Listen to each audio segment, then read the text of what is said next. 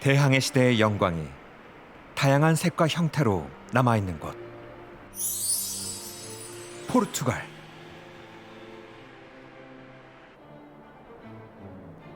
외세의 침입에 기하학적 요새로 맞서 싸운 엘바스.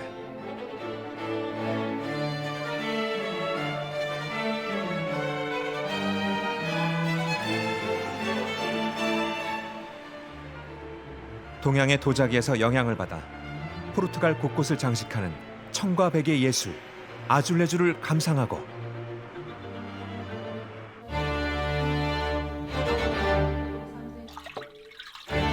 포르투갈 동부 알렌테주 지역을 찾아 거대 토기에서 숙성시키는 2000년의 전통 탈야 와인을 만난다. 그리고 포르투갈의 숨겨진 보석을 찾아 떠난 곳. 대서양 망망대해 위에 진짜 포르투갈 아조레스 제도를 간다.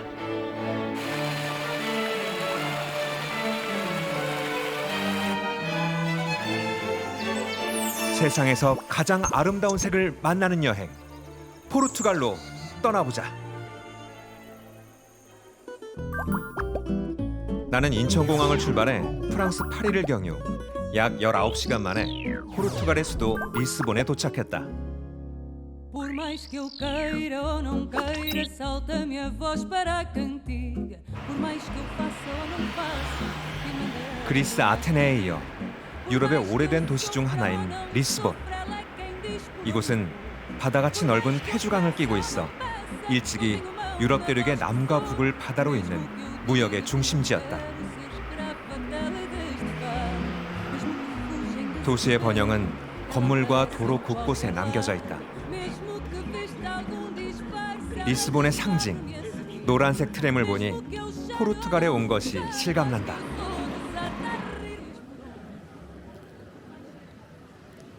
나는 시내를 조금 걸어보기로 했다.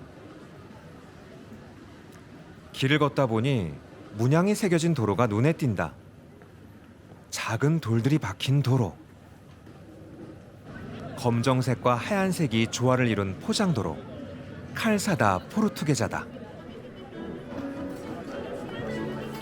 포르투갈 곳곳에서 이러한 특별한 문양을 자주 볼 수 있다. 우아하기도 하고 때론 격정이 느껴지는 칼사다.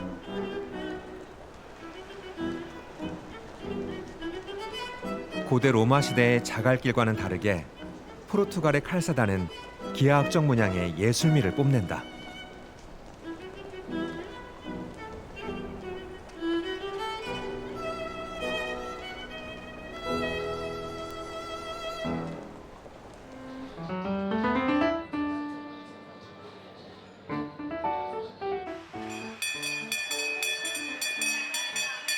다시 시내를 걷는데 종소리가 울려 퍼진다.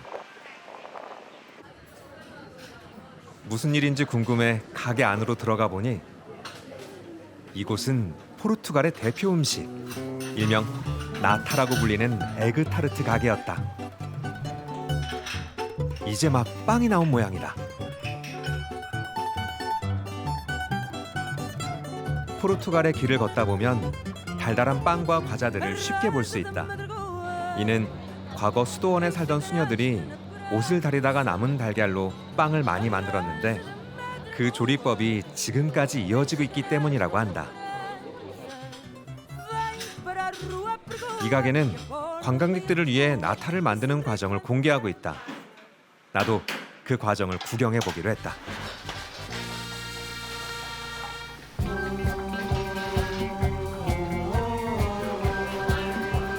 잘 치댄 반죽을 얇게 말아 적당한 크기로 썰어낸다. 그리고 나타의 생명인 달걀 노른자. 과거 수도원에서 만들던 그 방식 그대로 우유와 생크림에 노른자를 섞으면 커스터드 크림이 완성된다. 틀에 맞게 잘 펴진 반죽에 크림을 넣고 오븐에 구워내기만 하면 맛있는 나타가 완성된다. 그 완벽의 맛을 나도 한번 느껴봐야겠다.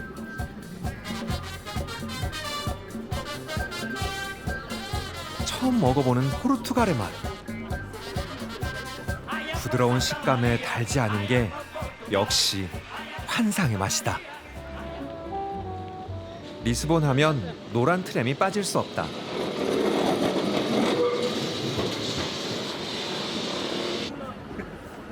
트램은 리스본 곳곳을 다니며 관광객뿐만 아니라 리스본 시민들의 발이 되어주고 있다.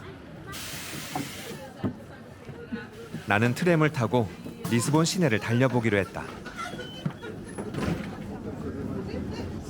생각보다 아늑한 크기. 최대 38명까지 탈 수 있는 트램의 내부는 손잡이하며 정차 신호하며 우리의 버스와 닮아 있다. 일반 도로에 설치된 철로를 따라 일반 차들과 함께 도로를 달리는 트램. 때로는 아주 좁은 골목을 지나며 건물들과 부딪힐 것처럼 아슬아슬하게 고개 운전을 하기도 한다. 굽이굽이 골목길을 지나면 창밖으로 진짜 리스본이 펼쳐진다. 어느덧 트램은 언덕 위까지 올라와 전망대에 이르렀다.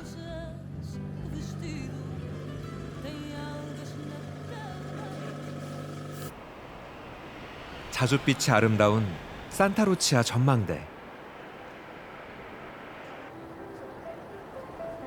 이곳에서는 리스본이 한눈에 내려다 보인다.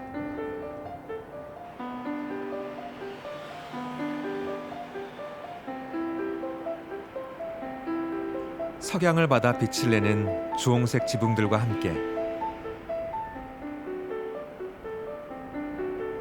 리스본 대지진으로 파괴되었다가 1938년에 재건한 상조르제 성. 그리고 1755년 리스본 대지진에도 파괴되지 않은 리스본 대성당이 그 자태를 드러내고 있다.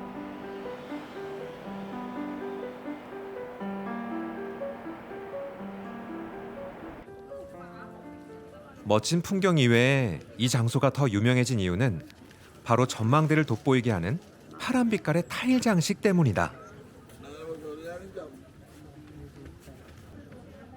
바로 포르투갈에서만 볼 수 있는 도자기 타일, 아줄레주다.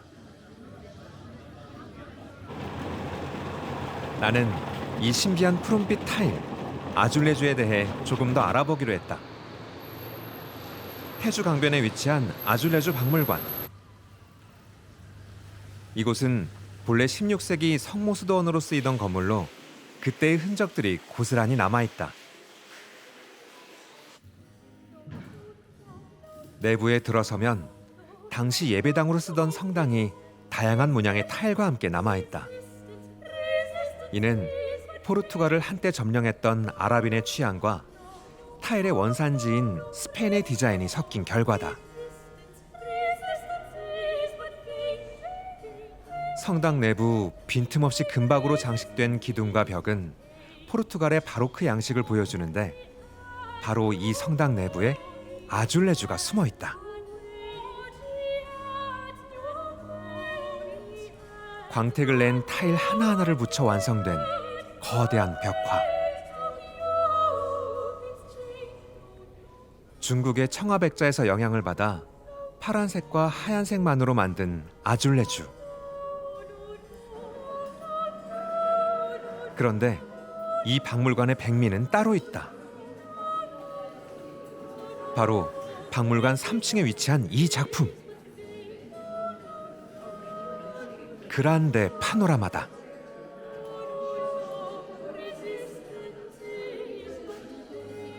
(1755년) 리스본 대지진이 일어나기 이전, 그러니까 리스본 재건 이전의 모습을 아줄레주로 담은 유일한 작품이다.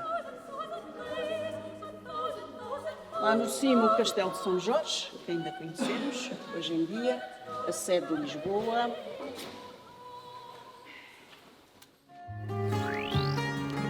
나는 리스본을 떠나 스페인 접경 지역에 있는 엘바스로 이동한다. 이번 여행 중 가장 기대가 되는 곳이기도 한데 그 이유는 바로 도시 전체가 요새인 중세 도시이기 때문이다.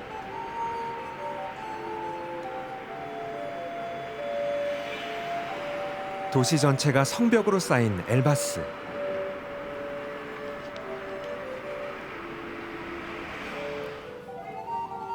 도시로 들어가기 위해서는 성벽을 지나야 한다.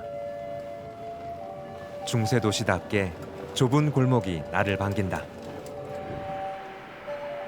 제일 먼저 찾은 곳은 이 도시를 지키기 위한 최후의 보루, 엘바스 성. 돌로 쌓아 올린 성벽 위를 따라 걸으면 엘바스 시내가 한눈에 내려다 보인다. 이곳은 과거 포르투갈 사람들에게 과연 어떤 의미였을까? Nós aqui conseguimos ver Badajoz, Espanha, para que os nossos irmãos, hoje em dia espanhóis, não conseguissem entrar em Portugal, porque se entrassem aqui em Elvas, facilmente chegariam até Lisboa e tomavam Portugal, conquistavam Portugal. Então nós, neste caso nós, Elvas, foram sempre intitulados Elvas, a chave do reino. Conseguimos vislumbrar forte. 하지만 과거 엘바스 사람들에게 이 성보다 더 중요한 장소가 있었다. 그것은 마을 건너편 산자락에 위치한 바로 이곳, 그라사 요새다.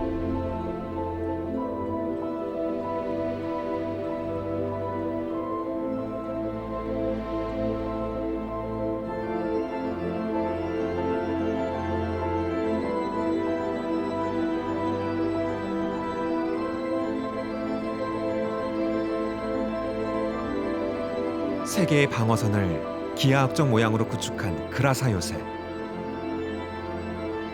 포르투갈을 방어하기 위해 엘바스는 그야말로 국경의 최전선이었다. 그라사 요새와 함께 엘바스 도시 반대편에 위치한 산타루치아 요새가 이를 증명하고 있다.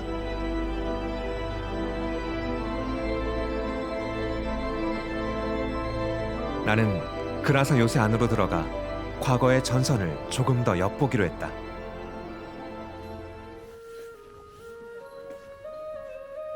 마치 중세 시대로 들어가는 듯한 기분. 요새라 그런지 길이 지하로 미로처럼 뻗어 있다.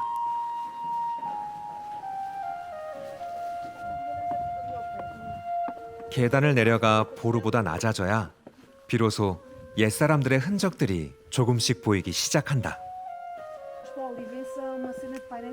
지금은 한적한 관광지에 지나지 않지만 과거 이곳은 생사를 건 소위 최전방이었다. No topo tem a casa do comandante, que foi usada até o início dos anos 70 para viver com a família realmente. De baixo, não estando no interior do forte, a única coisa que se vê é realmente a casa do comandante, porque o construtor optou por enterrar o forte para criar uma armadilha. O inimigo vinha para aqui na tentativa de poder colocar canhões apontados para a cidade para atacar.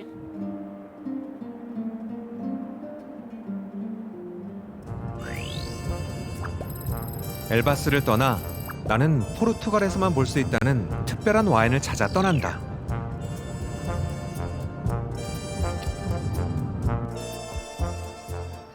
포르투갈 남동부에 위치한 알렌테주 지방은 일조량이 풍부하고 고도가 높아 포도나무가 자라기에 최적인 기후를 가지고 있다. 때문에 이 지역은 유명한 와인 산지가 많다. 그 중에서도 전통 방식을 고수해 와인을 만든다는 한 와이너리를 찾았다.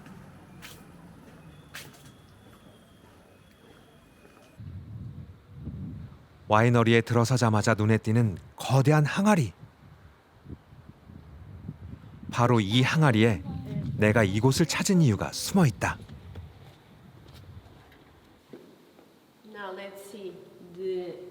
수백 년의 전통이 담긴 알렌테주 지방의 탈야 와인.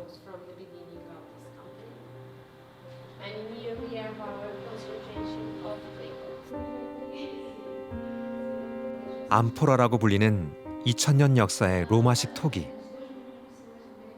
사람 키보다 큰 이 항아리에 포도주를 숙성시킨다.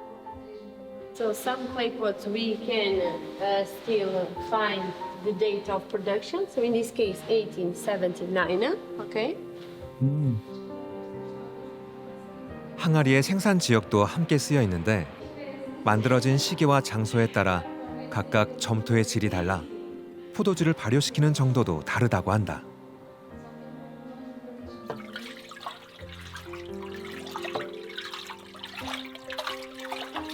포도줄기와 으깬 열매 모두를 항아리 안에 넣고 적절히 저어주면서 숙성시키는 방식. 하지만 이것만으로 와인이 완성되는 것은 아니다. 최소 3개월 이상 1차 숙성을 시킨 포도주에서 포도 건더기를 걸러내 원액만을 추출하고 다시 새 항아리에 원액을 넣고 2차 숙성 과정을 거친다. 이때 중요한 것이 산소와의 접촉을 최소화해 식초가 되는 것을 막는 일인데 올리브 오일이 그 역할을 한다고 한다.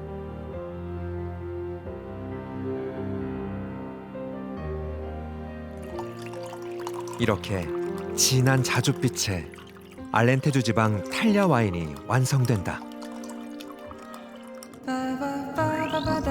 푸누남을 뒤로하고 나는 리스본에서 비행기로 약 2시간 반 떨어진 아조레스 제도로 향한다. 대서양 망망대해에 총 9개의 섬으로 이루어져 있는 아조레스 제도. 나는 그 중에서도 이 군도의 정치 행정의 중심지 상미겔 섬을 여행하기로 했다. 우리나라에는 잘 알려져 있지 않지만 이곳은 미국과 독일에서 직항 비행편이 있을 정도로 관광객이 많이 찾는 곳이다. 지금도 화산 활동이 활발하게 일어나고 있어 섬 곳곳엔 온천뿐만 아니라 분화구 같은 자연경관이 뛰어나다.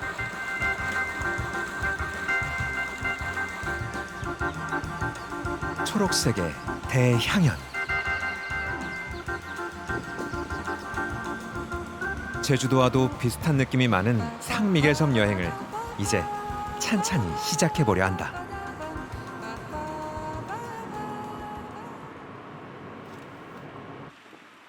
처음 찾은 곳은 이 섬에서 가장 유명하다는 한 호텔. 그런데 뭔가 분위기가 심상치 않다. 한눈에 봐도 허름해 보이는 이 건물. 제대로 찾아온 것이 맞긴 할까? 안으로 들어서자 을씨년스러운 분위기에 압도돼 버리고 말았다.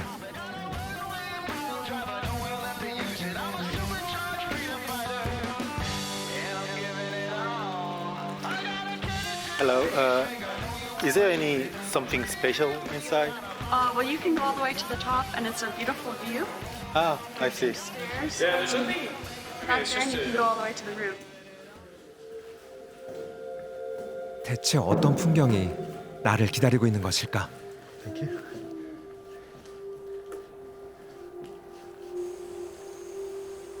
옥상에 오르자 펼쳐진 대경관.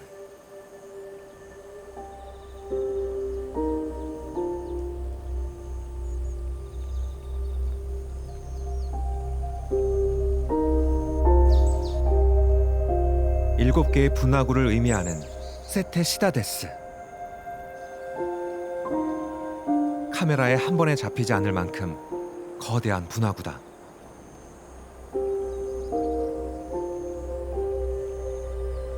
각각의 분화구는 나름의 색을 가지고 있다.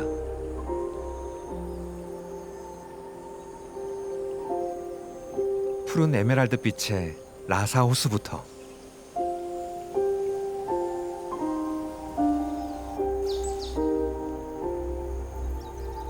짙은 초록빛의 산티아고 호수까지. 빛의 굴절이 만들어낸 초록의 변주곡이다.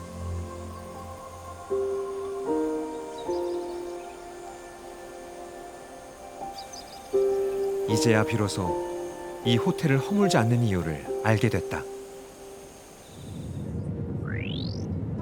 나는 상미게를 떠나 이번 여정의 마지막 행선지 포르투로 향한다.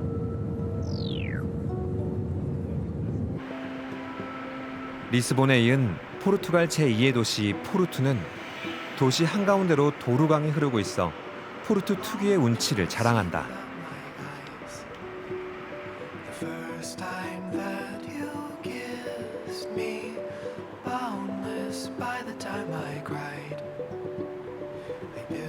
건물 전체를 아줄레주로 장식한 알마스 성당은 팔레트 위에 존재하지 않는 포르투갈이라는 색을 일찌감치 만들어냈다.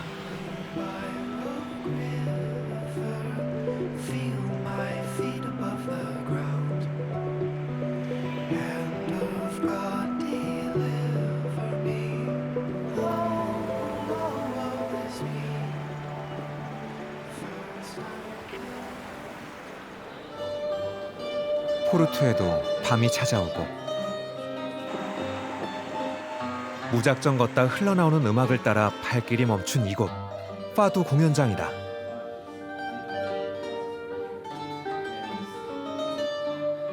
파두는 포르투갈 하면 빠뜨릴 수 없는 음악으로 운명의 굴레와도 같은 바다를 곁에 두고 살아온 포르투갈 사람들의 한이 담긴 음악이다.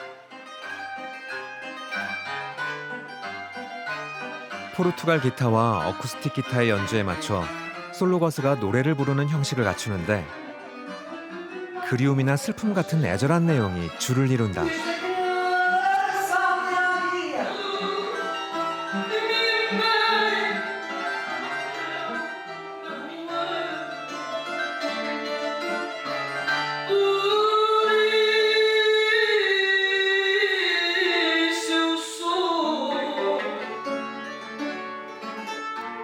그리고 내 눈과 귀를 순식간에 사로잡은 바로 이 노래.